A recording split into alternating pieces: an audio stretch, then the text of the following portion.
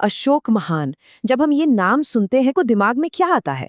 एक तरफ तो जबरदस्त ताकत और साम्राज्य और दूसरी तरफ उतनी ही गहरी शांति। देखिए, इतिहास में एक से बढ़कर एक राजा हुए हैं जिन्होंने बड़े बड़े साम्राज्य बनाए, लेकिन अशोक की कहानी सबसे अलग है।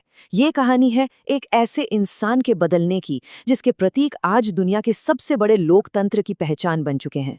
अशोक की कहानी में ना एक नहीं बल्कि दो अशोक हैं और दोनों एक दूसरे से बिल्कुल अलग। पहला था चंड अशोक यानी क्रूर अशोक, जो अपनी ताकत के दम पर बेरहमी से अपना साम्राज्य फैला रहा था। और फिर दूसरा था धम्म अशोक यानी शांति प्रिय अशोक, जो पूरी दुनिया को नैतिकता और अहिंसा का पाठ पढ़ा रहा था। तो फिर यही सबसे बड़ा सवाल है ना? आखिर ऐसा क्या हुआ कि इतिहास का एक सबसे बेरहम शासक शांति का सबसे बड़ा दूत बन गया? चलिए इस अविश्वसनीय बदलाव की कहानी को जरा करीब से जानते हैं। तो कहानी की शुरुआत होती है अशोक के पिता सम्राट बिंदुसार की मृत्यु के बाद। उस समय अशोक की पहचान सिर्फ एक ही थी, विजय की धुन। एक ऐसी आवाज जो सत्ता हासिल करने के लिए किसी भी हद तक जाने को तैयार थी। अशोक कोई मामूली राजकुमार नहीं थे। वो मौर्य साम्राज्य के संस्थापक महान चंद्रगुप्त मौर्य के पोते थे। लेकिन उनके पिता बिंदुसार के बाद राज्य गद्दी के लिए भाइयों में खूनी जंग छिड़ गई।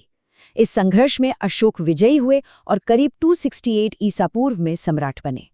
कई पुरानी कथाओं और ग्रंथों में तो ये भी कहा जाता है कि अपनी गद्दी पक्की करने के लिए अशोक ने अपने 99 भाइयों को मौत के घाट उतार दिया था। अब देखिए, इतिहासकार इस बात पर पूरी तरह सहमत नहीं है, पर ये किस्से उनकी शुरुआती छवि को जरूर दिखाते हैं, एक ऐसे शासक की जो बेहद क्रूर था। और सम्राट बनने के बाद भी ये क्रूरता रुकी नहीं। अशोक ने बेरहमी से अपने साम्राज्य का विस्तार जारी रखा। कहा तो ये भी जाता है कि उन्होंने एक जेल बनवाई थी जिसका नाम ही अशोक का नरक पड़ गया था। वहां विद्रोहियों को ऐसी ऐसी यातनाएं दी जाती थी जिनकी कोई कल्पना भी नहीं कर सकता। उस समय अशोक की विजय की आवाज पूरे भारत में गूंज रही थी। हर तरफ जीत का शोर था। लेकिन फिर एक युद्ध हुआ, एक ऐसा युद्ध जिसने इस शोर को हमेशा के लिए एक गहरी खामोशी में बदल दिया। वो युद्ध था कलिंग का युद्ध। एक ऐसा युद्ध जिसने इतिहास का रुख मोड़ दिया।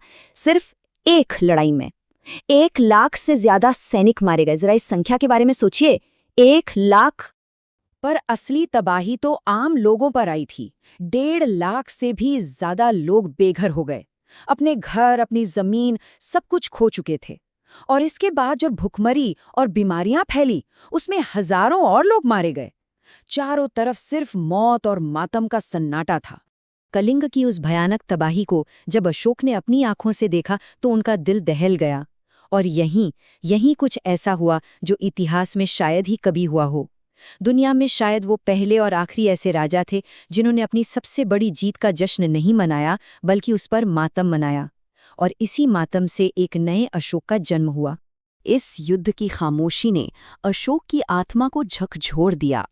उन्होंने हमेशा के लिए हिंसा का रास्ता छोड़ दिया और एक नई नीति, एक नया रास्ता अपनाया जिसे नाम दिया गया धम्म। तो ये धम्म आखिर था क्या? देखिए, ये कोई नया धर्म नहीं था जिसे लोगों पर थोपा जा रहा हो। नहीं, ये असल में जीवन जीने का एक नैतिक तरीका था, एक तरह का मॉरल कोड। हाँ, ये बौद्ध धर्म की शिक्षाओं से बहुत प्रेरित था, पर अपने आप में ये एक अनोखी राजनीतिक और सामाजिक सोच थी। और धम्म के सिद्धांत बहुत ही सीधे और सरल थे, जैसे कि किसी भी जीव को चोट ना पहुंचाना, हमेशा सच बोलना, अपने से बड़ों और हर धर्म का सम्मान करना, अपने सेवकों और यहाँ तक कि जानवरों के साथ भी अच्छा व्यवहार करना, और अपनी प्रजा की भलाई के लिए काम करना, जैसे कुएं खुदवाना, सड़कें और अस्पताल बनवाना। अब अशोक सिर्फ एक राजा नहीं थे, वो अपनी प्रजा के लिए एक गाइड, एक टीचर बन चुके थे। उनकी आवाज बदल चुकी थी और अपनी इस नई आवाज को, अपने शांति के संदेश को हर एक इंसान तक पहुंचाने के लिए उन्होंने एक बिल्कुल अनोखा तरीका खोज निकाला। उन्होंने क्या किया कि अपने धम्म की इन सारी नीतियों को पत्थर के बड़े बड़े खंभों और चट्टानों पर खुदवा दिया। ये कोई छोटे मोटे पत्थर नहीं थे, ये विशाल स्तंभ थे जो आज भी भारत के कोने कोने में देखे जा सकते हैं। और सबसे कमाल की बात ये थी कि ये संदेश सिर्फ लिखे नहीं गए थे, इन्हें बाकायदा अधिकारियों द्वारा आम लोगों को उनकी अपनी भाषा में पढ़ के सुनाया जाता था। जरा सोचिए, उस समय लोगों को कैसा महसूस होता होगा, जैसे कि सम्राट खुद उनसे सीधे बात कर रहे हो। ये शासन करने का एक बिल्कुल नया तरीका था, एक शासक की सच्ची और सीधी आवाज। और अशोक की ये आवाज सिर्फ भारत की सीमाओं तक ही सीमित नहीं रही। उन्होंने बौद्ध शिक्षाओं को व्यवस्थित करने के लिए तीसरी बौद्ध संगीति करवाई, फिर सीरिया, मिस्र और ग्रीस जैसे दूर दराज के देशों में शांति के दूत भेजे। इतना ही नहीं, उन्होंने अपने बेटे महेंद्र और बेटी संघमित्ता को इस शांति के संदेश के साथ श्रीलंका भेजा।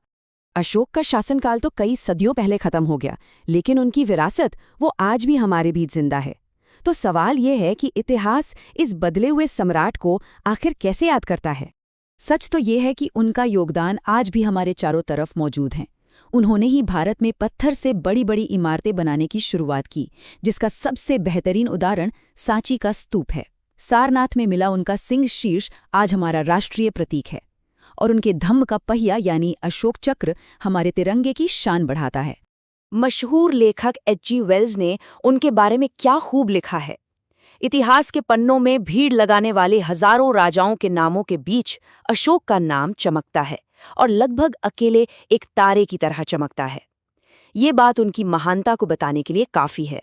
और आखिर में अशोक की कहानी हमें एक बहुत ज़रूरी सवाल के साथ छोड़ जाती है। आज की इस दुनिया में जहाँ चारों तरफ लड़ाई, संघर्ष और नफरत है, हम उस एक विजेता से क्या सीख सकते हैं जिसने अपनी तलवार फेंककर शांति का रास्ता चुना था?